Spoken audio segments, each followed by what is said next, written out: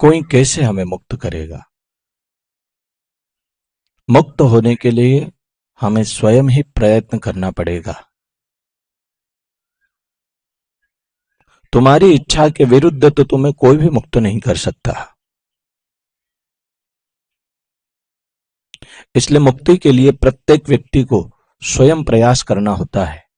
तो यहां स्व प्रयत्न की प्रधानता में आदि शंकर कहते हैं, ऋण मोचन कर्तारः पितुः सन्ति सुतादयः बंध मोचन कर्ता तु स्वस्मादन्यो न कश्चन। पिता के ऋण को चुकाने वाले तो पुत्र आदि भी होते हैं, परंतु भवबंधन से छुड़ाने वाला अपने से भिन्न और कोई नहीं है। पिता के ऋण, जैसे हमारे पिता ने कोई हमारा कर्ज किया है, कोई ऋण किया है, कहीं उधार लिया है, तो उसके ऋण को तो पुत्र भी चुका देंगे। पुत्र आदि चुकाते ही हम देखते ही हैं, पिता के द्वारा किया गया ऋण पुत्र चुकाते हैं। कई जगहों पे देखने में आता है कि पिता ने कोई कर्ज किया है तो पुत्र ने उस कर्ज को चुकाया है, उस ऋण को चुकाया है।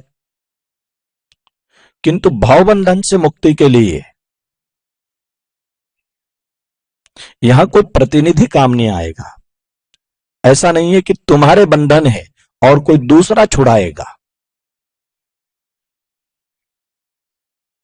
भावबंधन से मुक्ति के लिए स्वयं ही यत्न करना होगा।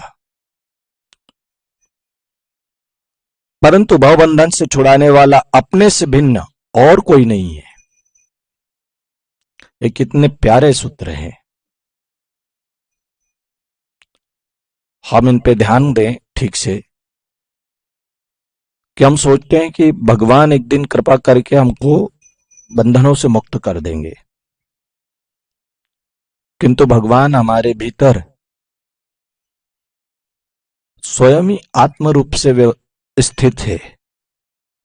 हमारे भीतर हमारे साक्षी के रूप में भगवान प्रतिपल, हर क्षण हर पल हमारे साथ है।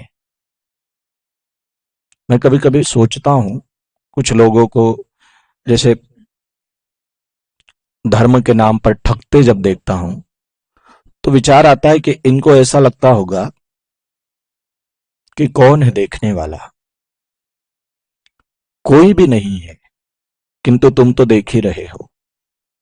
और तुम्हारे भीतर शायद संसार को तुम्हारे किसी कर्म का ज्ञान हो या ना हो, लेकिन तुम्हें तुम्हारे प्रत्येक कर्म का ज्ञान है। और हमारे भीतर वह साक्षी के रूप में हमारे प्रत्येक कर्मों का साक्षी है। और यदि हम उस साक्षी को जान लें तो साक्षी मुक्त करता है, किंतु कोई कल्पित ईश्वर नहीं।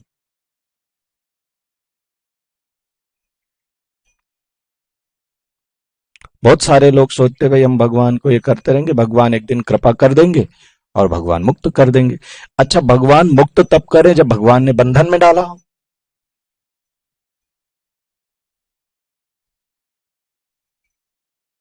भगवान बंधन में डाले तो भगवान मुक्त करने के लिए भी उत्तरदायी है, लेकिन भगवान ने बंधन में नहीं डाला तो मुक्त क्यों करेगा? यदि भगवान बंधन में डाले और भगवान मुक्त करे तो फिर हमारी तो स्वतंत्रता ही नहीं है, फिर मनुष्य की अपनी कोई स्वतंत्रता नहीं है। और मनुष्य की गरिमा सबसे बड़ी यह है कि मनुष्य अपने को मुक्त करने के लिए स्वतंत्र है।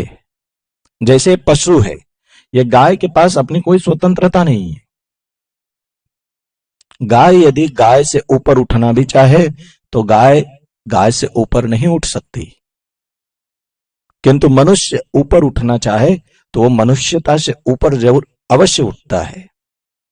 मनुष्य की गरिमा यह है कि मनुष्य मनुष्यता से ऊपर उठता है देवत्व की ओर, और देवत्व का भी अतिक्रमण करता है,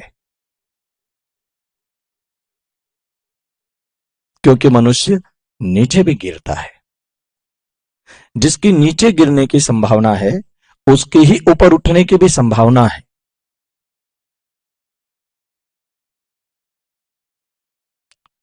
आप लोगों ने कभी सोचा कोई पशु पशुता से नीचे गिरा है? कभी गौर किया कि कोई गाय से नीचे चली गई हो? कोई पशु पशु होने से नीचे कभी नहीं जाता है, पशु ही होता है, इसलिए वो पशु होने से ऊपर भी नहीं उठता है। किंतु मनुष्य मनुष्यता से नीचे भी गिरता है।